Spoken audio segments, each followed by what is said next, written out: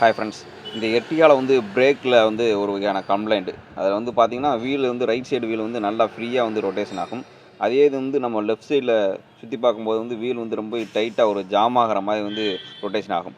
இந்த மாரி ரொட்டேஷனுக்கு என்ன காரணம் பார்த்தீங்கன்னா, நம்மளுக்கு அந்த பிரேக்கோட காலிபர் அசெம்பிளி தான் சொல்லுவோம். அதுதான் கம்ப்ளைண்ட்டா வரும். இந்த மாரி கம்ப்ளைண்ட் இருந்துச்சு அப்புட்னா, நீங்க நல்லா கவனிச்சு பார்க்கும்போது, எந்த பக்கம் வீல் வந்து ஜாம் ஆயிருக்கோ, அந்த பக்கம் வந்து வண்டி வந்து ரைட்டோ இல்ல வந்து லெஃப்ட்டோ இந்த வண்டி வந்து லெஃப்ட்ல ஜாம் ஆனதுனால, லெஃப்ட் சைடு வந்து வண்டி பிரேக் லைட்டா கால் வச்சதும் லெஃப்ட் சைடு வந்து இழுக்கும். இதனால மைலேஜும் ட்ராப் ஆகும். எதுக்கு அப்டின்னா, இன்ஜின் வந்து லோட்லயே ஓடும் உங்களுக்கு. பிரேக்ல ஓரளவுக்கு கால் வச்சு ஓட்டுற மாரியே ஒரு ஃபீல்லேயே ஓடும். அதனால உங்களுக்கு சரியான ஒரு மூவ்மெண்ட் வந்து இருக்காது. இதுக்கு வந்து இந்த கேலிபர் அசெம்பிளில வர இந்த பின் தான் வந்து ஜாம் ஆயிருக்கு. இதில வந்து பார்த்தீங்கன்னா, இந்த பின் வந்து நல்லா வந்து ஃப்ரீயா வந்து மூவ் ஆகணும். மேல இருக்கிற பின் வந்து நல்லா ஃப்ரீ ஆகுது. இதே மாரி வந்து மூவ் ஆகணும். இதுக்கு வந்து கழட்டி சரியான ஒரு லூப்ரிகேஷன் பண்ணா தான் இந்த கம்ப்ளைண்ட் வந்து சரியாகும். இதே மாரி உங்க வண்டியிலும் கம்ப்ளைண்ட் ஏதாவது இருந்துச்சு அப்புட்னா, நீங்க ஃபர்ஸ்ட்டு வந்து நம்ம வீல் சைடு வந்து செக் பண்ணுங்க. இந்த இன்ஃபர்மேஷன் உங்களுக்கு யூஸ்ஃபுல்லா இருந்துச்சுன்னா லைக் பண்ணிட்டு இந்த வீடியோவ எல்லாத்துக்கும் ஷேர் பண்ணி விடுங்க. ஓகே, பாய்.